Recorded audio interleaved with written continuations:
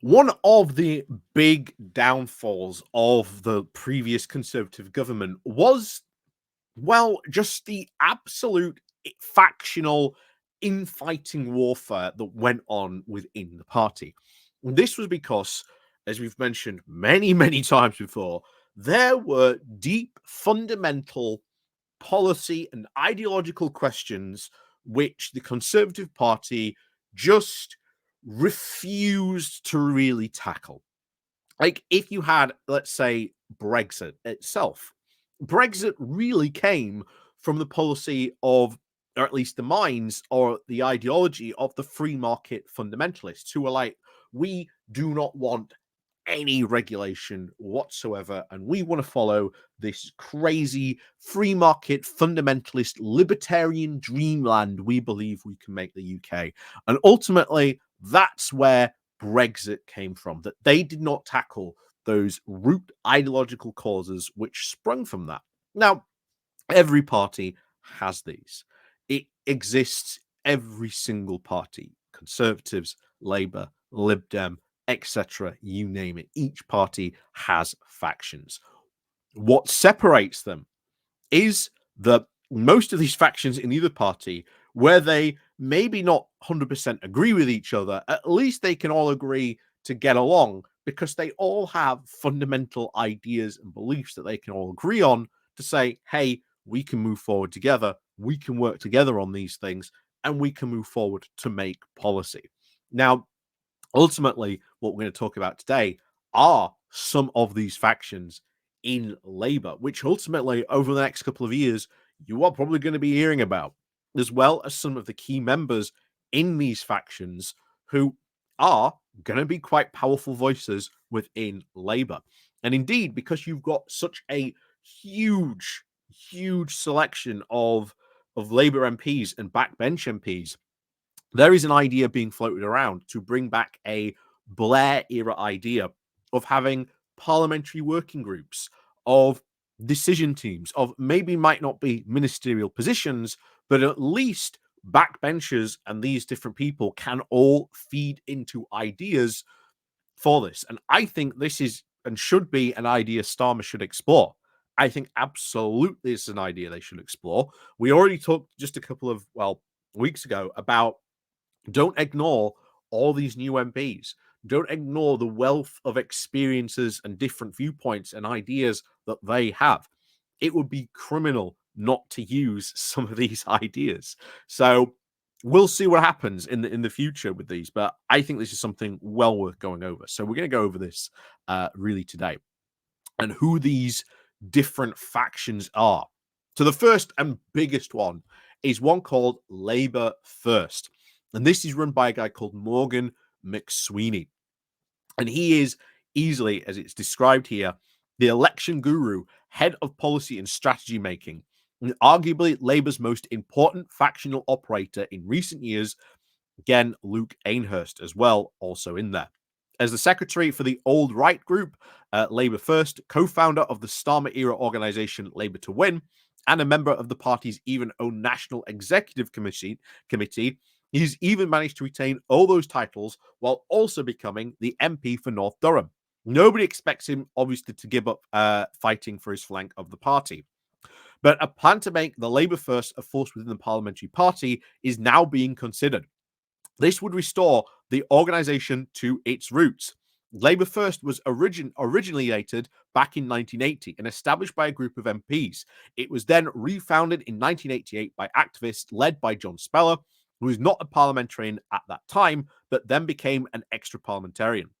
It is understood that Ainhurst and Grunder Johnson, another NEC member elected to Parliament, are assessing whether there's now enough demand amongst MPs of their tradition for a safe space where they can come together formally.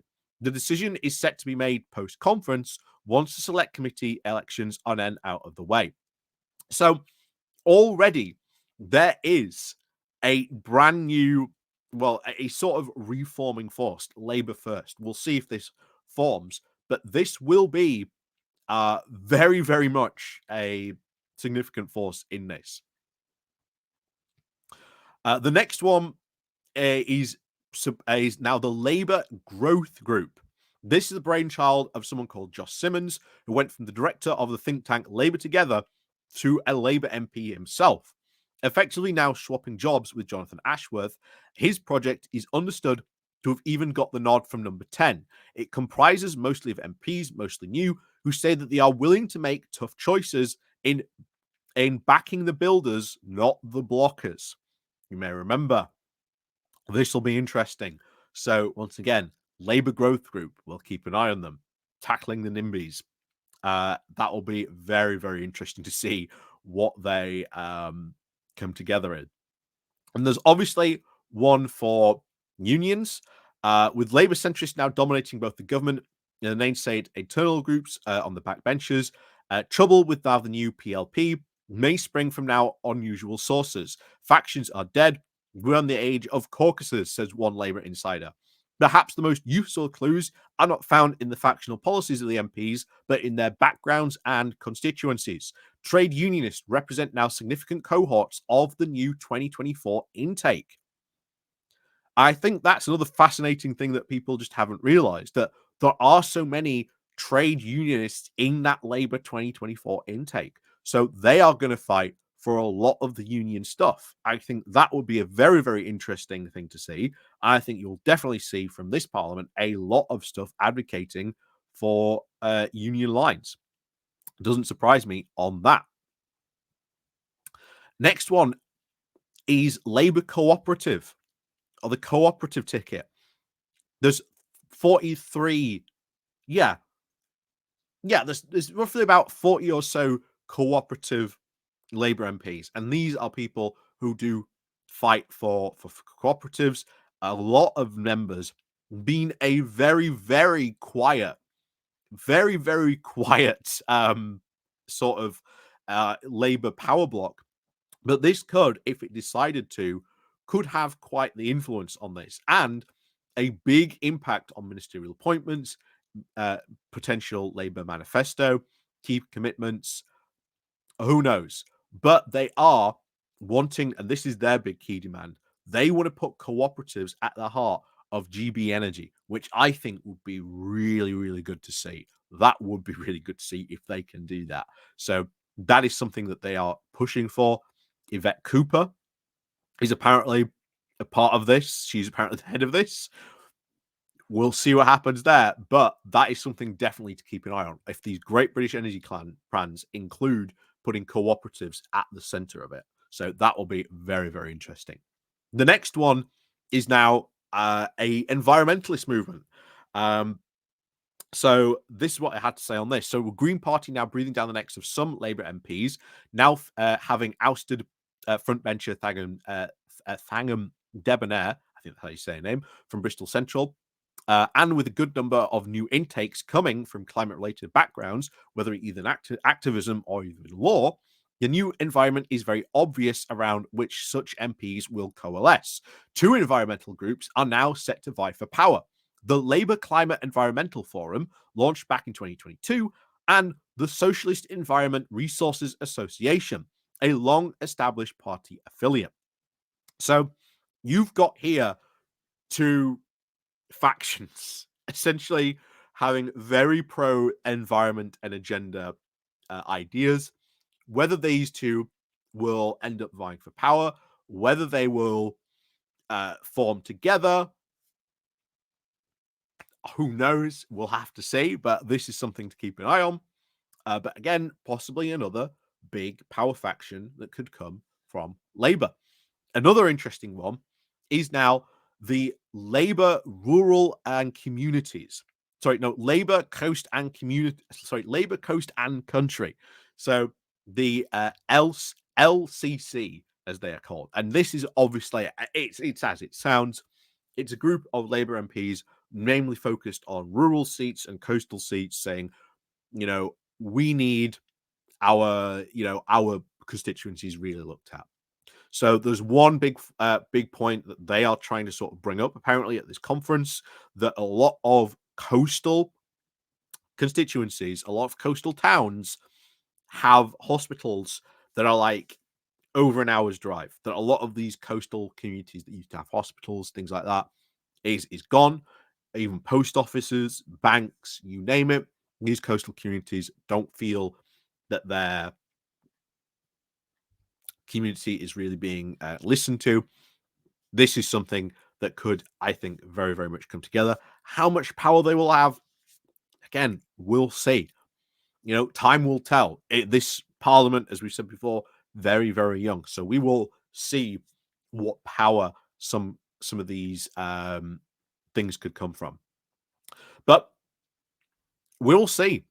We will really see what happens in the coming weeks and months, even years down the line.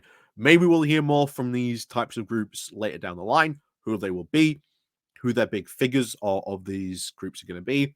But make no mistake, I think Labour First certainly want to watch. Um, Maybe the Labour Co-op as well. That'll be interesting. The fight that's going to happen certainly between, as we've said, the what they call now the Labour Climate Environment Forum, and of course the Socialist Environment and Resources Association.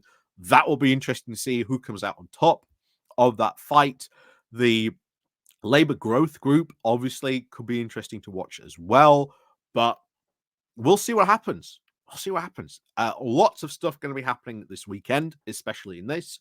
Who's going to come out of here? But those are just some of the groups that, especially Keir Starmer, as leader of the Labour Party, is going to have to manage. And as we've said before, you've had a numerous Conservative prime ministers unable to even manage their own party and lead their party as well. And that eventually will be a big test for Starmer coming down the line. Can he really show the leadership and management skills to be able to manage his party, especially when you've got such a big selection of MPs? His majority is big. That could also spell trouble potentially as well. But at the moment, we ain't seeing any big factional splits or anything like that. But it is wrong to say that there aren't any factions within the Labour Party, because there are always factions in any political party. But now they're in power, it's how do you manage these different factions? And that we are going to see. So potentially after the conference as well, maybe we'll see how some of those things shake out. So as always, let me know what you think down below. And of course, we'll see you all next time.